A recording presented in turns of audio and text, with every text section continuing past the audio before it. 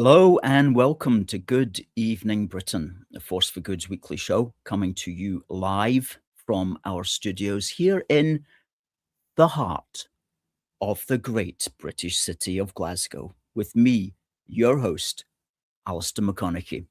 We are broadcasting on all our digital platforms throughout the United Kingdom and across the world. We're bringing you quality, pro-UK comment and analysis every Wednesday from 7 until 8 p.m. on Facebook, on YouTube, on X, and for the first half hour also on TikTok. Folks, please do send us your greetings. Please do send us your comments.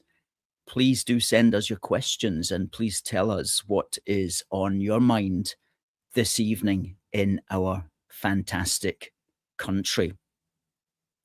Now, in half an hour, we're going to have our guest for this evening, which is Nick Mitchell from the WeSayIt Podcast, which broadcasts on Rumble and also on X. And Nick is our co-organizer of our SNP OUT NOW rally, which we're going to be holding at the end of March. More on that in a minute. Between then and now, we're going to be looking at the Nicola Sturgeon, Peter Murrell case.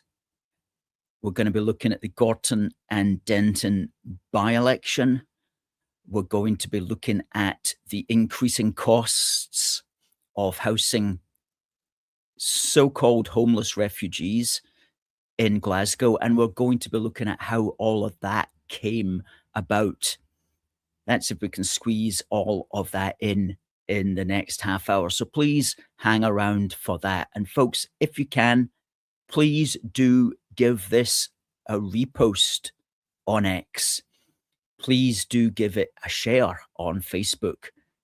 Please do give it a share on YouTube as well, because that's the way we get our message out to new people and to new listeners. And we depend upon you, the viewer, to help spread that around the internet worldwide.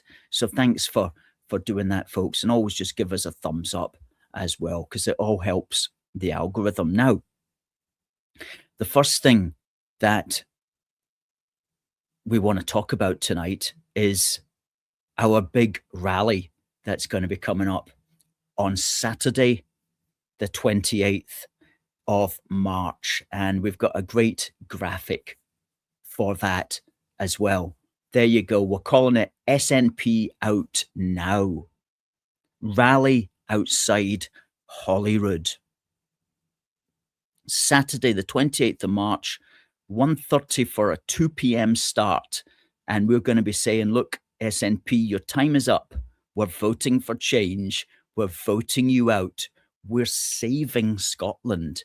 We're protecting our kids and our future. Folks, do bring along your British flags, your flags of the British Isles. And we're going to have a big roster of speakers as well, which we'll announce in time once we've organised everybody together for that. But that's it. It's going to be a family-friendly rally. And guess what? We're holding it at the same time as the usual suspects are having their rally as well. That's why we picked that date, because the official marching wing of the SNP, who call themselves Believe in Scotland, they're going to be having a rally outside Holyrood at the same time. Okay. So that's why we'll be there as well, just to show that, hey, there's two sides to that particular question. If you didn't already know, John Swinney, that's going to be the message, basically. SNP out, John Swinney out. Your time is up. Now, don't get us wrong, of course. We know we're very aware of the politics of the matter and Scotland's unique voting system. And it looks like the SNP probably will get the majority of the seats. But the crucial thing we have to ensure is that they don't get 65 seats or more out of the 129, because that would give them a governing majority. That's the first thing we have to ensure. The second thing we have to ensure is that the SNP and the Greens together do not get 65 or more, because then that would give a Separatist Coalition a governing majority, and we don't want that either. So that's what we have to ensure, is that the SNP don't get their 65 seats, and together with the Greens, they don't even get 65 seats. Can we ensure that? I think that we can this time round. That's the positive message to aim for. Now, let's look at, for example, a recent opinion poll. The last opinion poll that we've got was on the 9th of February. And basically, it was showing that the SNP were going to get, and we've got the graphic of that. There we go. SNP were going to get 58 seats. Reform 22. Labour 17, Conservative 12, Lib Dems 10, and Greens 10. And so you see, if you added the 58 SNP to the 10 Greens, that would indeed give 68, which would be a governing majority for a separatist coalition. And that's what we do not want. We do not want that. Thanks for the comments coming in on TikTok. I'm Alistair McConnachie of A Force for Good. If you don't already know that on TikTok, please do Google A Force for Good. Please do Google us if you're not sure on TikTok about A Force for Good. But we are Scotland's premier pro-UK campaigning organisation, and we're going to be having our rally on the 28th of March. Can I adjust the lighting here from afar? I don't think that I can, but it looks okay. It looks okay, but let me see if I can turn the light a little bit more.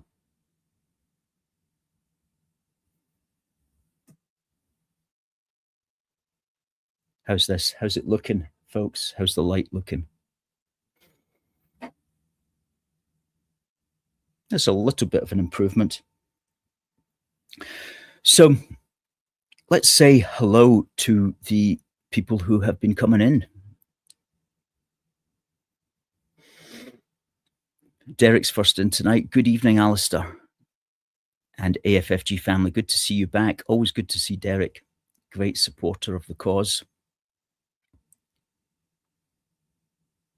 What does this button do? Straight in with some politics, saying that those people who big up reform or restore are going to split the vote. Well, that might happen.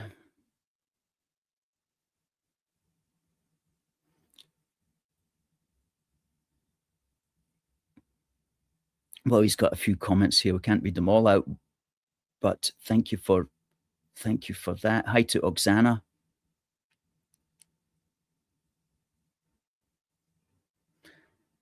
What does this button do? Thinks that Farage is not going to stick around. That's if you're presuming he does have a deliberate plan to split the vote. Sir, I'm not sure that he's got a deliberate plan to split the vote. People could say that the Conservatives were splitting the Reform vote. The Many Faces of Ego says, greetings, Unionists, as does Catherine. Hello to you, Catherine. And Located Whisper says, glory to the Union. Glory to the Union.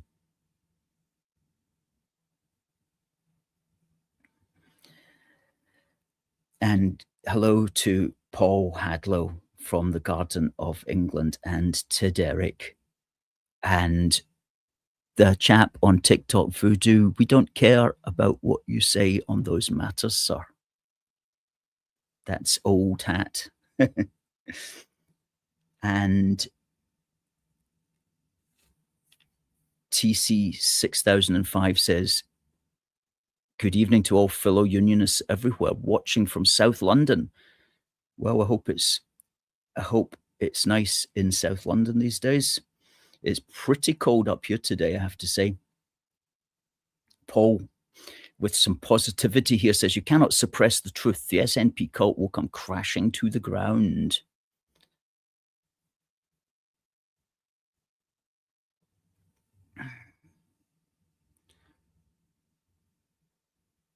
Oksana says, and let's talk about this.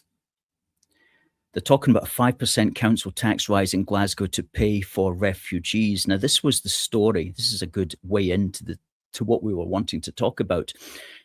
The Record today had a story about this. There you go, by Paul Hutchin. Exclusive. SNP-led Glasgow Council is considering borrowing 30 million and hiking council tax by 5% to tackle the refugee homelessness crisis. The plan comes as the city faces a budget black hole of nearly 50 million. Okay. Now, what's all this about? Well, what it refers to is Glasgow having become a kind of, I don't want to use the word mecca, but certainly, well, I just did, didn't I? Let's find a better word to use.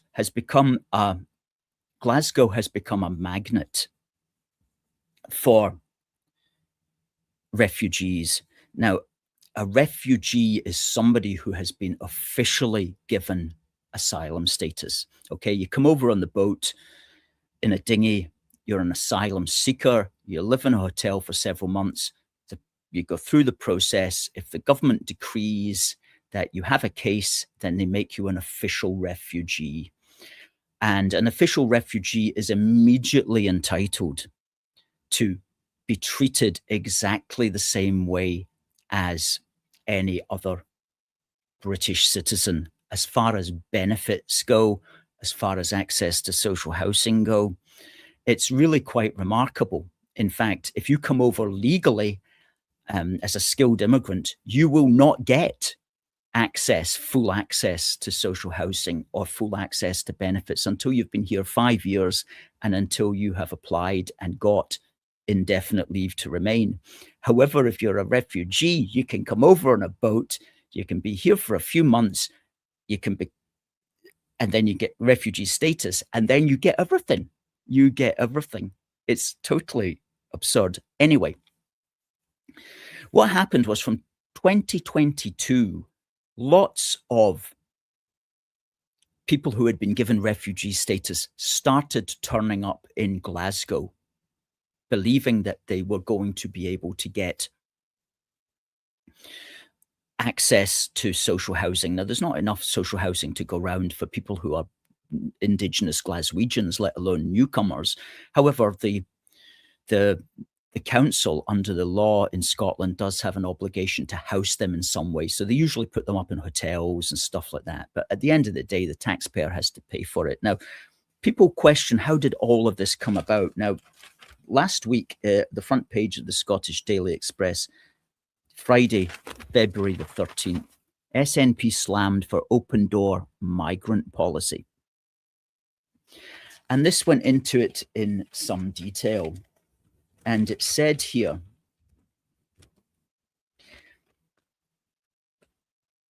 that in 2022, the quote unquote local connection rule was abolished by the SNP. And what that required was that if you did not have a local connection to Glasgow, which was defined in a specific way, then Glasgow could send you back to wherever your local connection was, where you had spent time and lived previously. And prior to 2022, just 35 individuals who had no local connection to any Scottish local authority made a homeless application to Glasgow Council. That was 22 from outside Scotland and 13 from outside the UK. But the following year, after this change had been made, this increased to 1,290. which was 356 from outside Scotland and 934 with no local connection to any council in the UK at all. And in 2024, to date, a further 2,089 applications have been made from individuals outside Scotland, 522 from elsewhere in the UK, and 1,567 from outside the UK. So that local connection rule did have the effect, intended or otherwise, of suddenly encouraging lots of asylum seekers to come here. Now, you take that information to Mary McCallum, the SNP housing minister, and she will say to you, quite rightly, and this is the mysterious thing, that local connection rule never applied to refugees in the first place, because when they were asylum seekers, say down in England, they were never considered to have a local connection to the authorities. So by abolishing that local connection rule, it was meant to maybe apply to people who already had a local connection, but it never applied to refugees anyway. So what she'll say is that changing that or reinstating it won't make any difference because it never applied to them in the first place. Okay, so it never applied to them in the first place, but it did have the effect. It did have the unintended effect by increasing the numbers in 1 year from 35 to the latest figure in 1 year of 2,089. So it clearly had an effect, whatever the particulars of the law may be. And so it would be a good idea just to restore that local connection rule anyway. Whether it will stop asylum seekers coming here or not, who knows, but it should at least be done. The second thing, which does have an effect as well, is a rule called the Priority Needs Rule, which gives precedent to housing certain homeless groups, such as families with children or women facing domestic abuse. But in 2012, SNP ministers abolished it so that everyone who was assessed as homeless was considered to have a priority need. Now, that is really unfair because some people do need it more than others. If you're a young man, healthy, straight off the boat from Dover, you turn up. In my view, your priority need for a house is not as great as, say, a single woman with children or an abused woman that needs some kind of shelter. But try telling that to Mary McCallum, who says, quote, "Scotland has some of the strongest homelessness rights in the world, and the abolition of priority need is the cornerstone of this. I have no intention of rolling back the rights of any homeless household, which would place many people at greater risk of destitution and harm." So she thinks she's on her high horse there. But when she's talking about homeless households, she's talking about your refugee male who came off the boat a few months ago.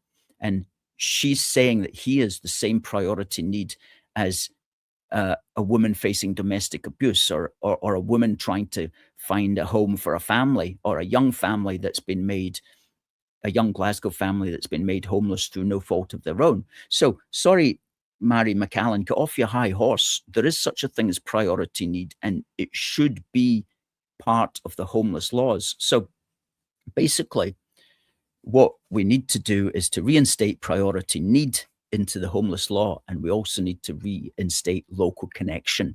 Priority need will make a difference. It should make a difference anyway by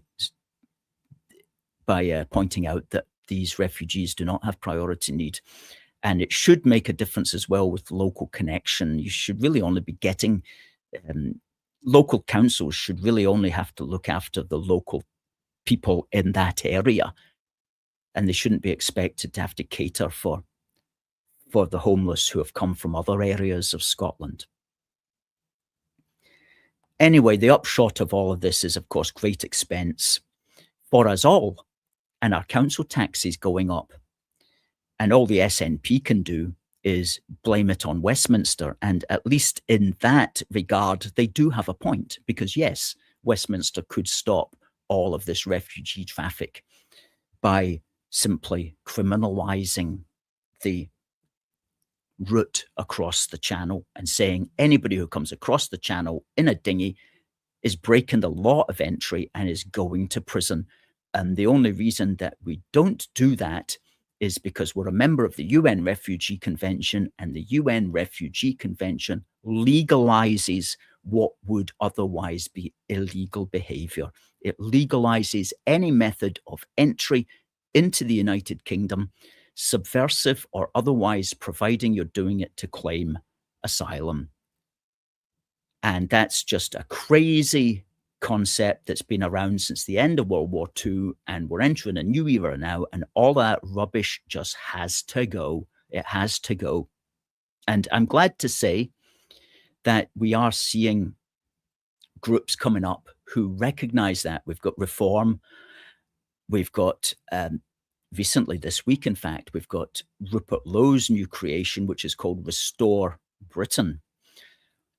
And Rupert Lowe is certainly very strong on the deportation angle and the things that I've just been talking about. Reform also, although Reform is playing in the big mainstream game now, so it's got to kind of sometimes rein itself in a bit and appear to be all things to all men. But they're standing, Reform is standing at a Westminster by-election, which is going to be held a week tomorrow. A week tomorrow, we'll know who's won that.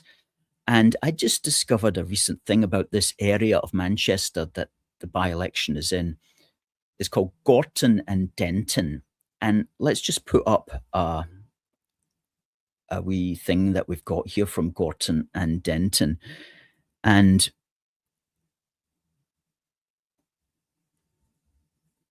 now, that's the table of the wards that are in Gorton and Denton, broken down by religious affiliation. And would you believe that the Muslim population, those who identify as Muslim, is almost 30%. If you break those averages down, it's almost 30%. The Christian, however that's being defined these days, is about 41%.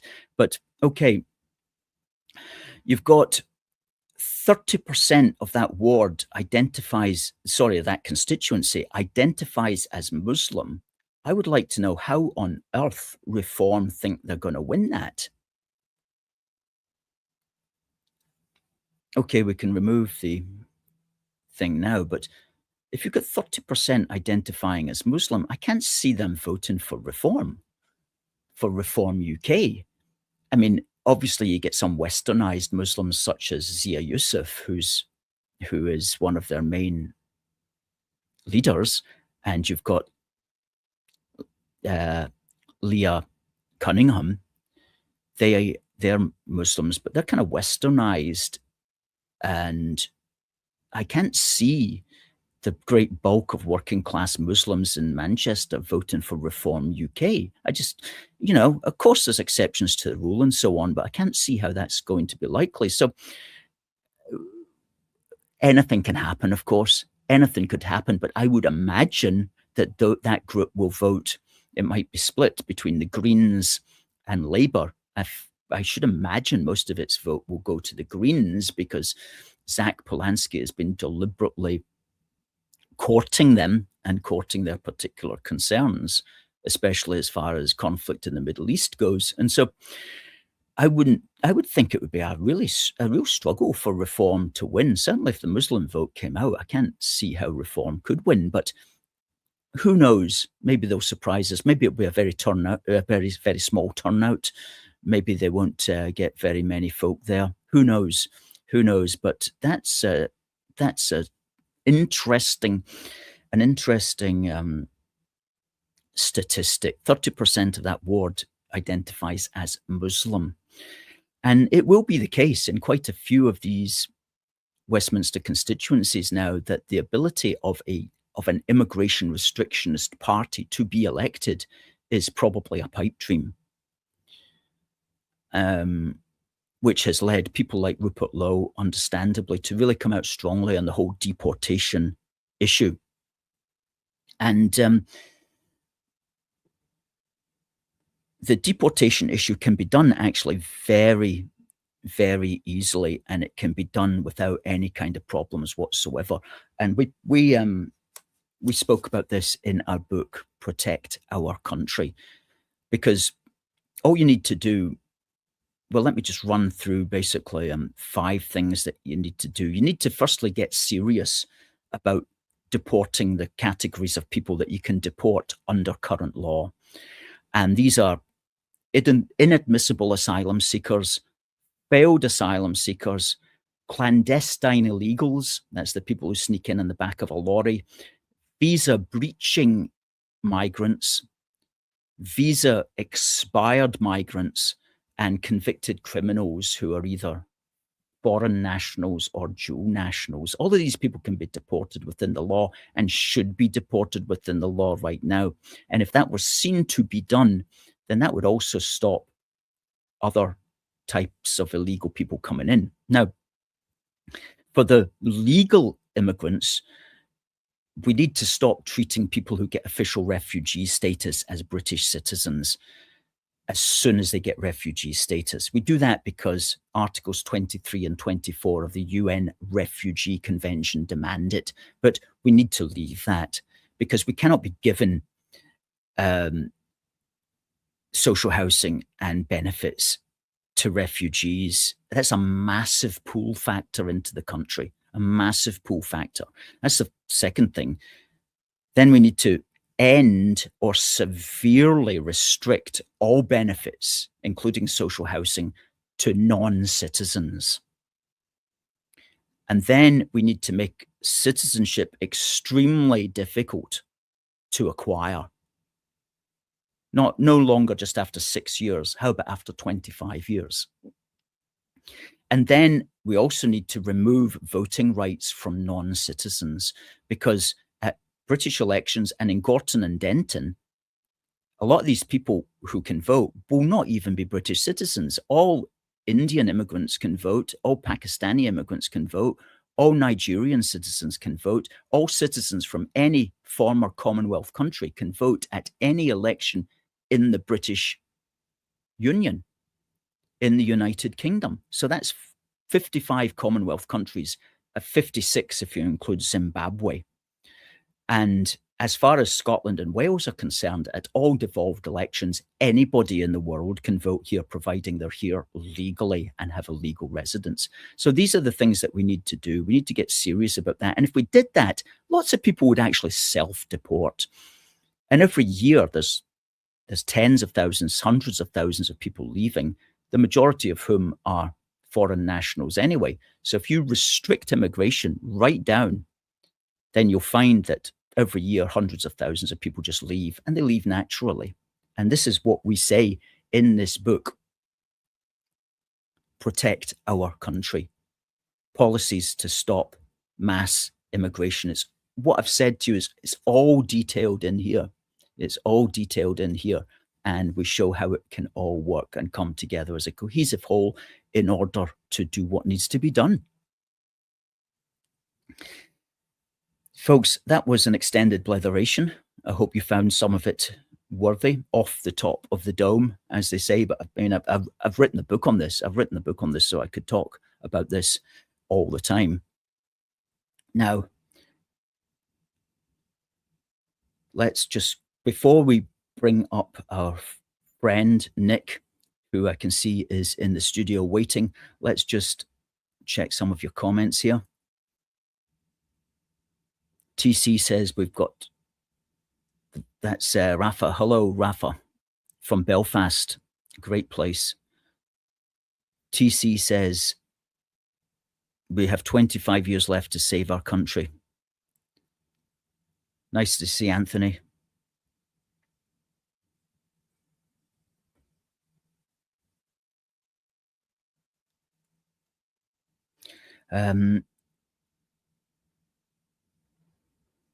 Alan Dawes says they are colonizers. Well, you're siding with Jim Ratcliffe, Sir Jim Ratcliffe, who talked about the colonization of the United Kingdom the other day.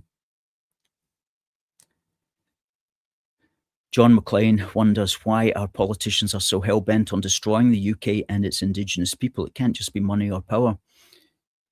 For some of them it would be money or power, but some of them are that's just the way that they are, kind of twisted, really, I suppose. And false ideologies can lead a man to ruin. And many of these people just have false ideologies, not thinking correctly, not thinking straight.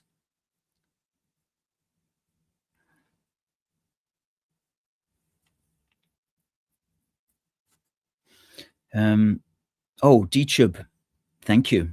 DTube has given us a £5 super chat. And he says, let's hope Trump has finally ended the Chagos debacle. DTube, thank you very much for that. Folks, if you'd like to send us some money via YouTube, just click on the $sign, which is below the video. It's very much appreciated. Thank you, DTube.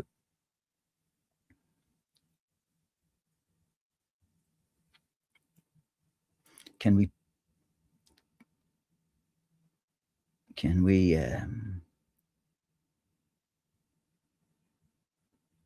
good stuff. Any other super chats that I missed? Johnny, outstanding as always. Catch up with you soon, mate. Keep up the good work. Thank you, Johnny. Hope things are good for you.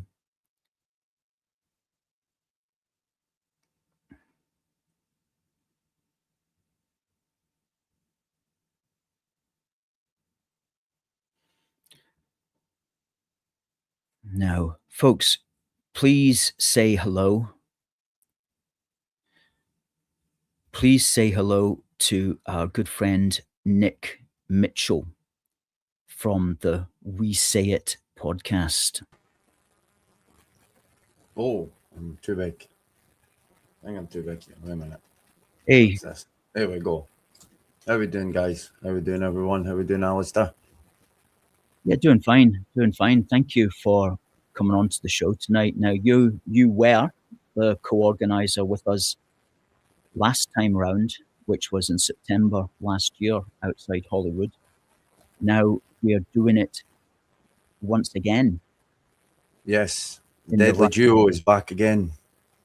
Absolutely, the gruesome twosome, the Deadly Duo. I think I prefer that one. So yeah, it's going to be on the 28th of March, and it's going to be at the same place. And you know what? You put together a little video. So just by way of introduction, we're going to fire this video up for 30 seconds.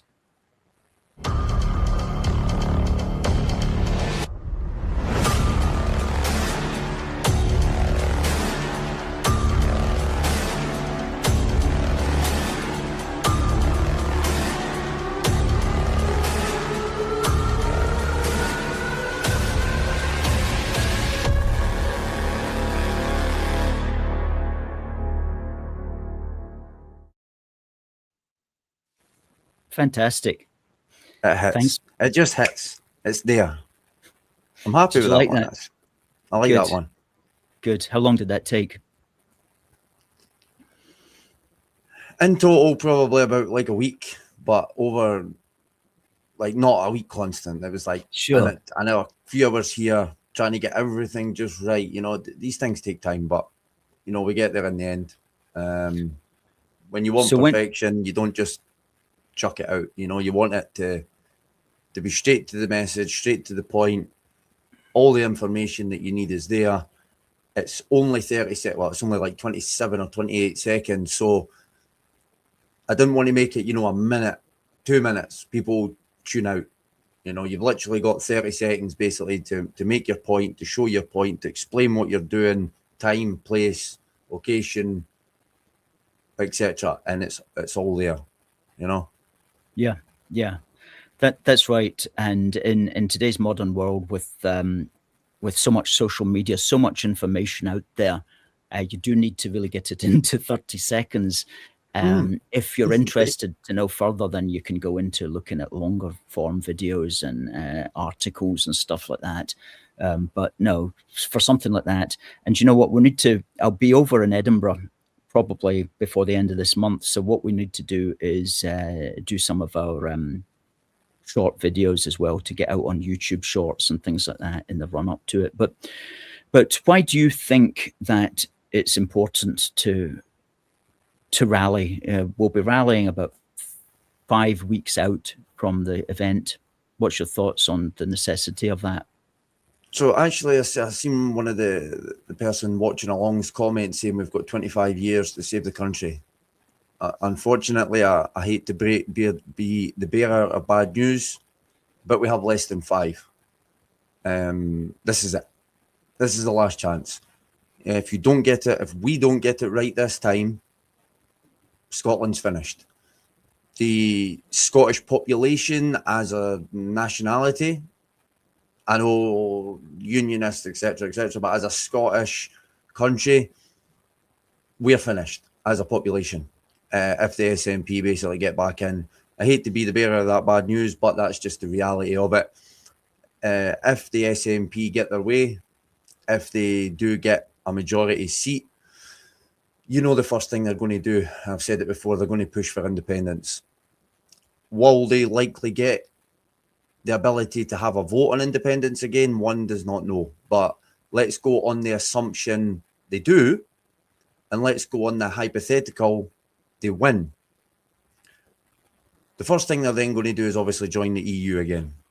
And you know what that comes with. I said it last year. We will become Scotlandistan. That is the nicest way to put it. Like, we will be gone as a Scottish population. We can't have that. We can't have it. We need to remain Scotland, UK, together. Now, this year is almost going to be kind of like America's last year presidential election. Who's the lesser of the two evils? Who? Now, I'm not going to tell you who to vote for. That's not my job to do that. You'll make that conscious decision yourself on May the 7th when the polls and the polling stations open. But what I will say is if you don't vote, you're basically just handing a vote to the SNP. That's it in simple terms. So you have to get out and vote, right? If anybody with a sane thinking brain are not going to vote Labour, look what they're doing down in England. Look what they've done to the country so far. At every twist and turn, they've either lied, done a U-turn, deceit, everything, every negative word you could possibly say. And that's why we need to rally to make our voices heard. Your voice, my voice, speaker's voice. You know what? See if you're coming along as just a person joining the rally, make your voice heard as well. Talk to people. Understand why you're there, what you're doing there, what you want to say. And we're going to have opposition of the SNP lot. And unfortunately, nature of the beast, we're probably going to have an opposition of some sort that's not going to be part of the SNP. It's just unfortunate circumstance. What I will say on that matter, leave them alone. Just leave them alone. Let them do what they're going to do. Let them say what they're going to say. Don't rise to them. You're not there to battle them. You're there to battle the government in the building behind you. That's why you're there. Yeah, good point. As I mentioned earlier in the program before you came on, the SNP do have an official marching wing. It's called Believe in Scotland. And that's slightly different from all under one banner. All under one banner are the outliers, that they're the biggest movement. But the SNP MSPs as such try to keep distance from them because they're a little bit unpredictable. However, they do have an in-house campaign group called Believe in Scotland that the SNP is happy to associate with and happy to stand on its platforms when it speaks. So they're going to be rallying probably on the grass in the same area where the All Under One banner did so last September. And they'll have SNP MSPs there, and they possibly will even have John Swinney there, actually. So that would be a good time to get our message, which is John Swinney out. In fact, one of our friends designed a wee John Swinney out banner here, which we'll just flag up.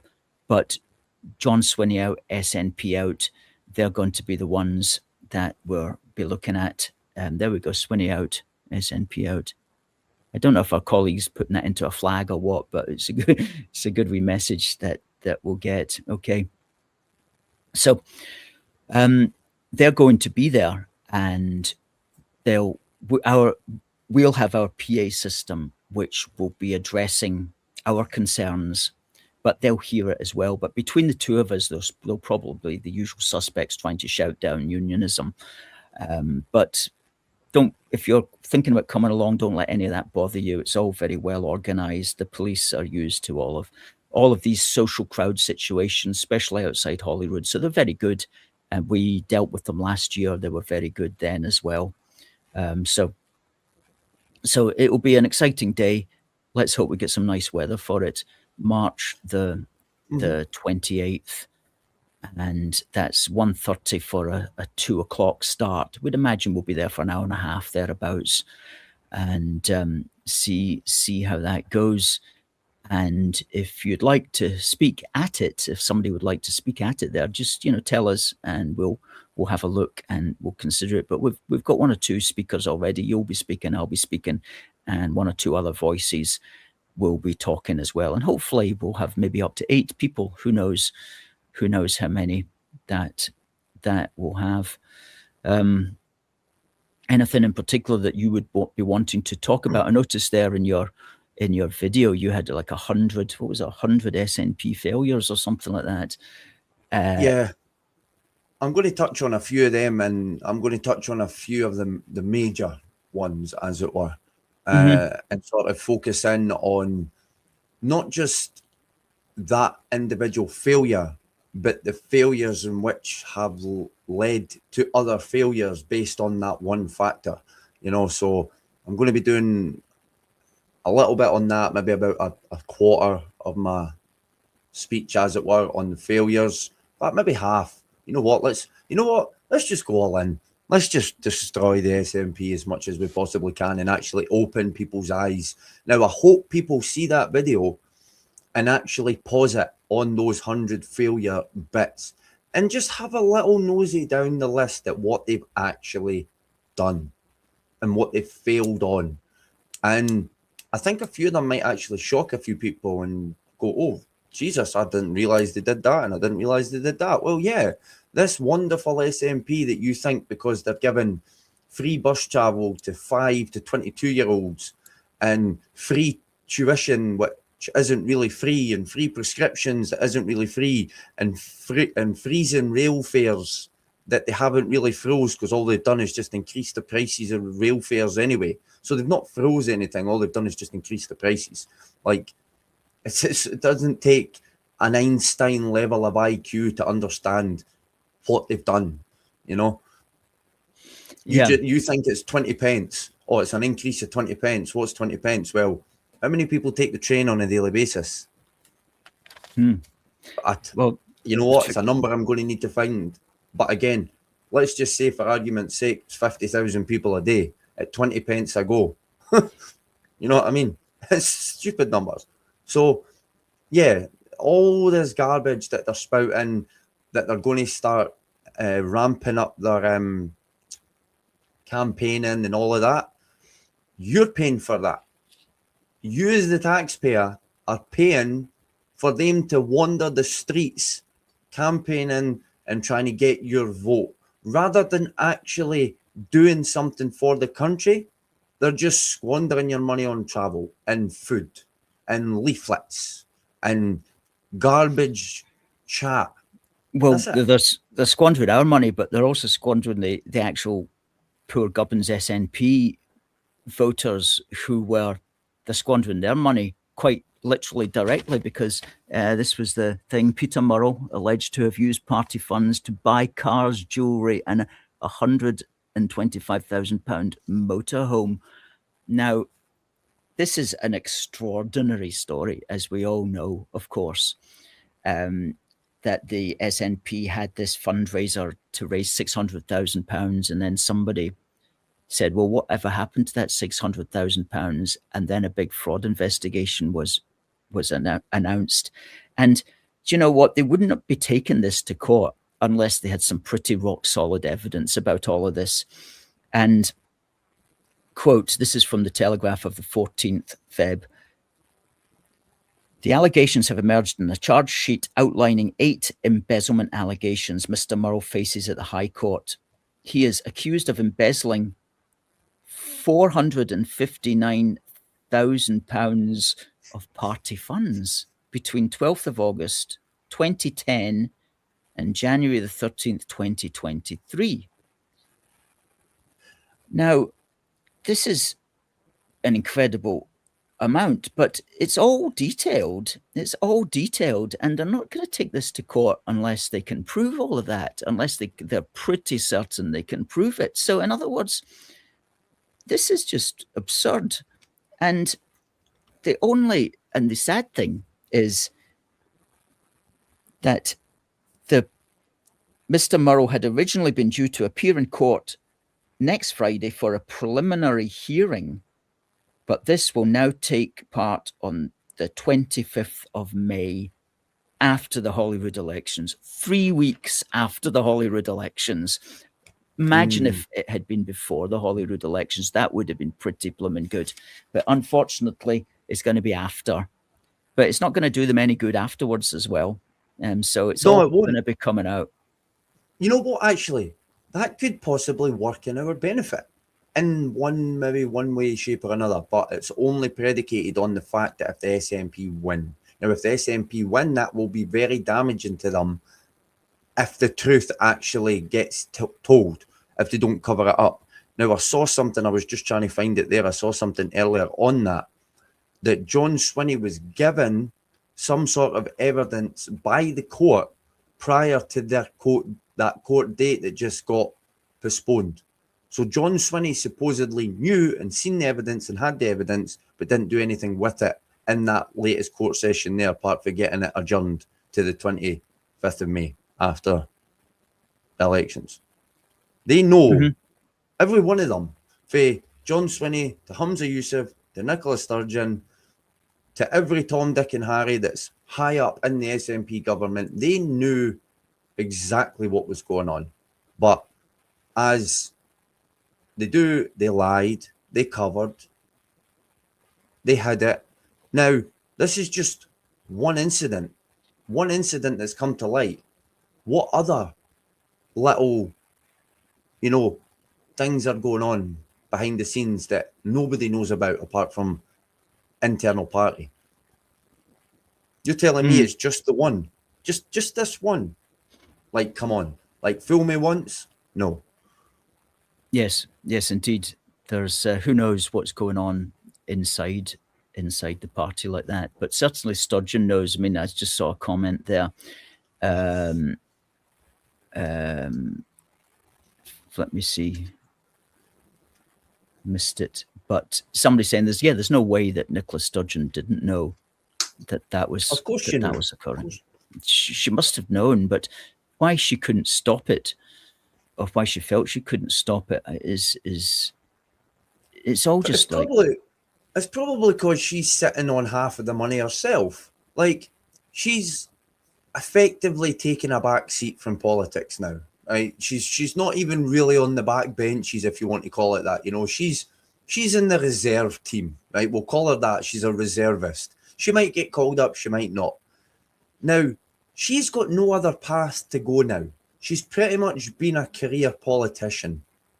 She's got to her level. She got to where she got to. She failed. So what's she going to go and do now? She's going to go and sit behind a till in Asda and say, good morning, how's your day going? No.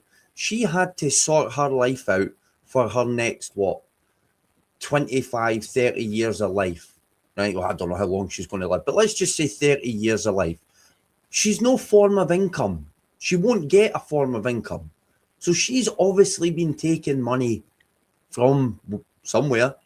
Oh, there's a wee £600,000 lying about. Let me just take, there's a wee £100,000 there. There's a wee £25,000 there. Happy days, you know? Come on, man. It doesn't take a genius to figure out from top to bottom. It is corruption, lies, and deceit the whole way through. And that is why the 28th of March is crucial to get the message out and make people understand the more and more you vote for that mob, the worse off you're going to be. Forget about Westminster now. Forget about what's going on down in England and the rest, like all of this Labour government carry on. Sort your home out first. Get your home in order. If you stay in Scotland, you need to want to look out for what's best for Scotland. And by doing that, you're not voting Labour. You're not voting SNP. Who do you vote for? Yeah. Who do you vote for? Like, this is massive. This is actually bigger than I think a lot of people are ready to comprehend. This is huge. This is the future of Scotland. Like, this is it. This is all we've got. Yeah. You mentioned it earlier, and basically it is almost like a kind of last stand, because if we have another 5 years of a party, a leadership, an executive, a domination of Holyrood by politicians of any party who support the continued numbers of people who are coming into Scotland at the levels at which they're coming in, then Scotland will be transformed within a matter of, 10 years at the most. And it'll be transformed. And as I've been saying all week on Facebook, last year, a population the size of East Kilbride came in long term to Scotland to settle. The year before that, a population the size of Paisley, bigger than Paisley, considerably bigger than Paisley. Last year it was about 76,000 people came in. The year before that, it was 90,000. And that 76,000 is provisional. We'll know what the exact number is in August this year, and it'll probably be another 15 or 20,000 more than what they told us, what they provisionally thought. But these are huge numbers, and if you're living in small rural areas, you might not be seeing it right now, but certainly if you're living in Glasgow, you are seeing it very, very clearly anytime you get onto a bus. So that can be stopped. That can be stopped, but what it needs is political voices in positions of power to stop it. And we do have a chance this time round of electing people who will shake up the system in a way, even if that's just pissing off the SNP and the Labour people who have been the system hitherto. So unless we get those voices heard, then nothing is going to be able to change, because people ourselves, what can we do really other than vote or support through monetary means those who are saying the right things? It's the politicians who have got the power to change the laws. And if we don't have politicians changing the laws, then what happens is the nation just degenerates and deteriorates and collapses. So we need to get the politicians in there. So that's the first step. And we do have a big chance on the 7th of May when we have our election, Thursday, the 7th of May. So folks, if you're not registered to vote, make sure you're registered to vote, because this is an opportunity for you. And don't let anybody say that it doesn't count. It does count. Voting does count. Every voice counts in a small way, because joined up snowflakes make avalanches. No, that's just it. It's definitely, and it's a balance, chaos and order, right? They have the ability to create order, but instead of that, they're choosing the latter and causing chaos upon chaos upon chaos. Now, they do this very strategically, right? What I spoke about last year, problem, reaction, solution. They're creating the chaos. They know what they're doing. Then they go, oh, we have the solution. Look what we've done. Now vote for us. We done this for Scotland. We fixed this for Scotland. So now you can vote for us. And people are so narrow-minded and tunnel-visioned, and they hone in and focus on that one thing. And it's, oh my, like, they saved us because of the problem they created that they had the solution for already. Yeah. Come on. Like, I feel genuinely, right? And this is why I've been sort of lurking in the shadows a little bit. Dealing with people sometimes on a daily basis made me lose browsing cookies. It made me feel dumber. I'm not going to lie. I felt my IQ dropping sometimes when I was trying to talk to people about specific things. So I thought, you know what? Just enjoy your night, mate. Right? That was it. That was the point I got to. Right? Yeah, well, I Kevin Bridged people. That's what I did. Yes. I think you have to take that attitude sometimes. Now, reached the end, the top of the hour. Now, you do have a Rumble channel, and we'll put your address up there. And that Rumble is a bit like YouTube, but it's more free speech. And you'll also find things on Rumble spoken about and ideas and so on that you won't see anywhere else. And it's an American thing, but well, so is YouTube, I suppose. What I mean by that is most of the people on it are Americans. Now, do we have your address here to fire up? We do indeed, and let me do that. It's here. Any follows would be much appreciated, and on X as well would be much appreciated, guys. Yes, because it's rumble.com/user/WeSayIt Podcast. And I know you're going to have me on it before the event on the 28th. And you're also on X. It's only 2 platforms I'm allowed on. Can't go on anything else. Not allowed. Yes.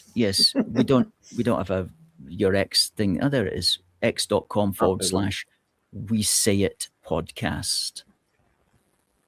Good. Okay, Nick. Any final closing comments?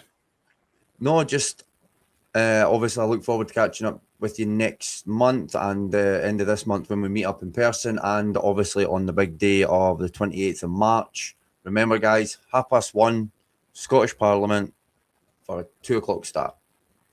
Excellent. Be there. Excellent. Okay then, Nick, we'll speak to you again. Have a good night.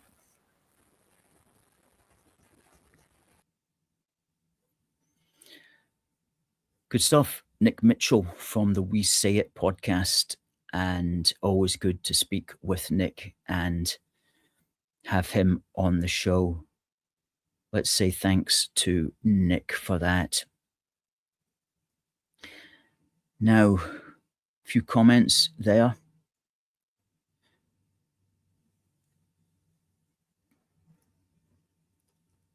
TC says regarding the migrants, they're busing them into the Broch, coach load after coach load, and they're not going there to go fishing. Yeah. Leeds says simple solution, make benefits only available if they paid the tax into the pot in the first place.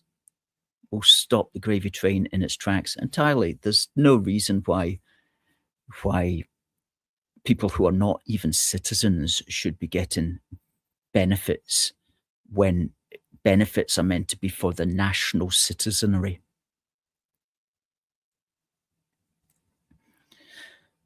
Good. Okay, folks. Well, we've had a good event, a good program tonight. We'll be back next Wednesday when we'll also have a guest. I look forward to speaking to you then. But until then, please remember, put in your diary, Saturday, the 28th of March, outside Holyrood, 1:30 for a 2 p.m. start. We're having our SNP Out Now rally. And let's just close out with Nick's video again as we say to you, God bless the United Kingdom and God save the King. See you next week.